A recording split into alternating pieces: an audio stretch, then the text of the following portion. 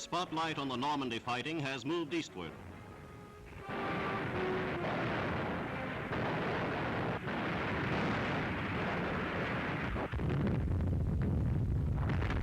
Here, southwest of Caen, the British have widened their bridgehead across the Odon River, and one of the decisive battles of the Normandy campaign is in the making.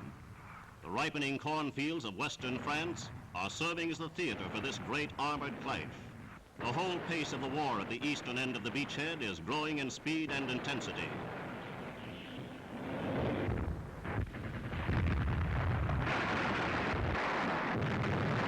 It is here the enemy has massed his panzer forces.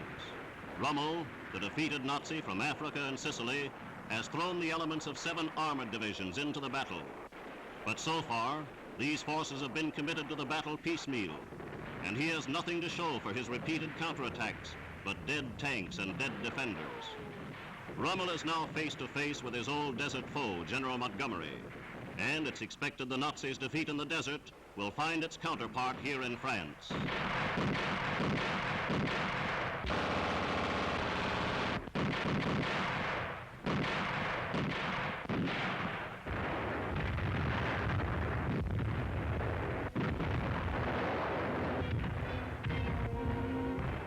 French villages are being cared for in special camps.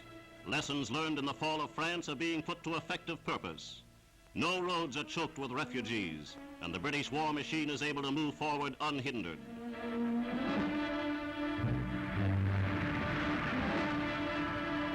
The swelling hordes of Nazi prisoners afford new proof of the growing vulnerability of Hitler's military machine.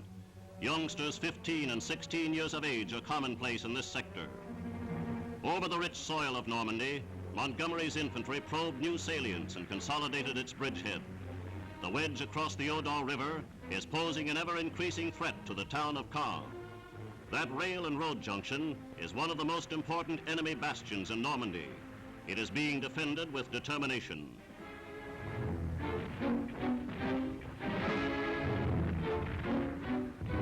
The Nazis have yielded ground only after severe struggles, but their losses in tanks and casualties in manpower are mounting daily.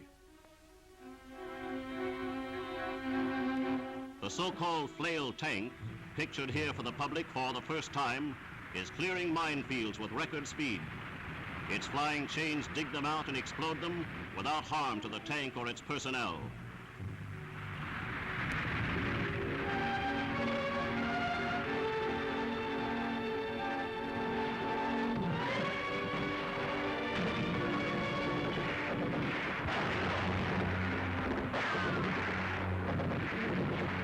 The Allied pressure in Normandy is gathering increasing force. This is a mighty task ahead, but it will be fulfilled. The liberators have been trained and equipped magnificently. They pour onto the battlefield with confidence in their ability and in their cause.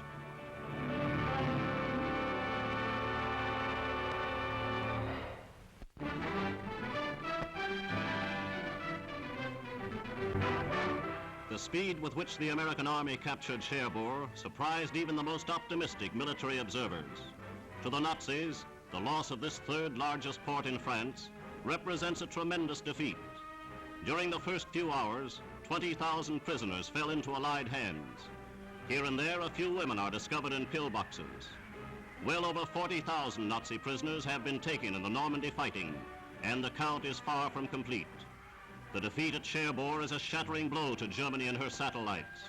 The Nazis have grown accustomed to defeat in Russia, but here is defeat in the West, where the enemy promised he was unassailable. And Cherbourg is only a harbinger of things to come. Its fall has shattered the last faint hope of a Nazi victory.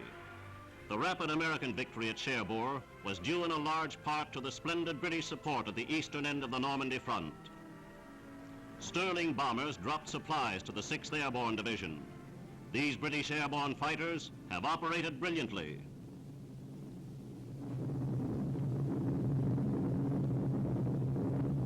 Often they attacked behind the German lines, destroying vital Nazi defenses.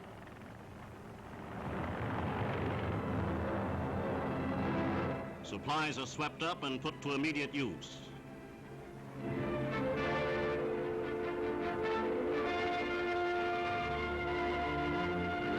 Equipment containers are rushed by jeeps to waiting units. American Air Force pictures reveal the devastating effect of United States bombings. Pillboxes, gun emplacements, and other concrete defenses were destroyed. Also destroyed was the Nazi dream of the fortified line. Here is evidence indeed of the irresistibility of combined air and ground operations. No fortified line anywhere, no army on earth could withstand the merciless explosive power the Allies are now able to turn on the enemy.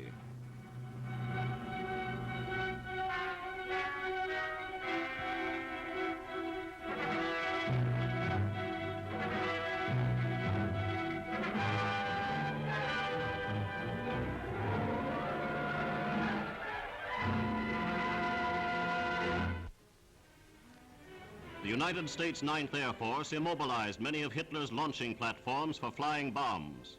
Southern England is thankful indeed that these sites fell to the Americans before they were put to use. One enormous installation has a main ramp 750 feet long and 70 feet wide. Reinforced concrete 50 feet thick would have required powerful Allied bombing attacks. It was not yet completed when the Germans were driven out. The Germans boasted that this giant launching platform was intended for flying bombs directed against America. Be that as it may, it is obvious the psychology of the United Nations is far beyond Nazi understanding. The German High Command entertained the serious conviction that the flying bomb would force the Allies to pull their aerial punches. How ludicrous this conviction must seem to the Germans now as the Allied offensive on continental Europe gains momentum.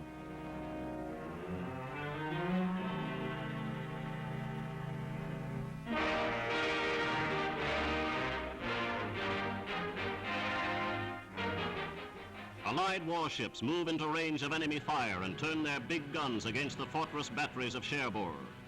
This was the final assault on the great transatlantic port.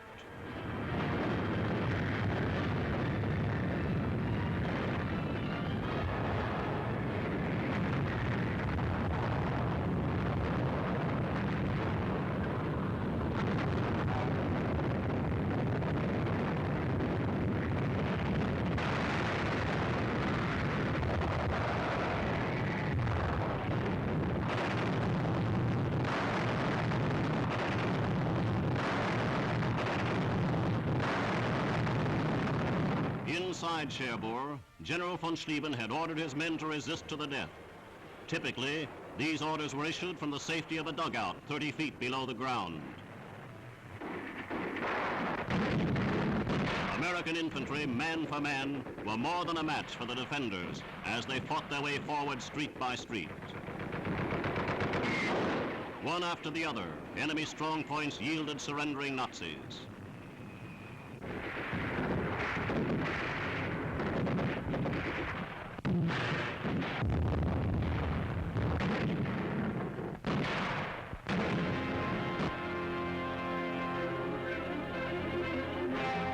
Here are Hitler's military bullies in their hour of utter defeat.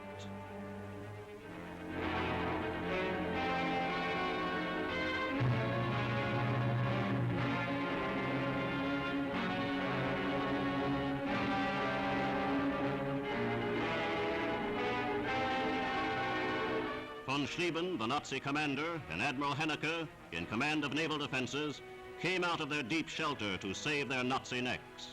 But the troops had been told to fight on hopelessly to the death. It was the privilege of Major General Collins of the United States Army to receive von Schlieben's capitulation, one of the most significant since the Allied Western campaign began. In bringing this Nazi militarist and his troops to their knees, the Americans have won the commendation of the free world. Thus, in defeat, the Nazi thousands are brought to Britain. This parade will continue till the unconditional surrender of Germany is completed.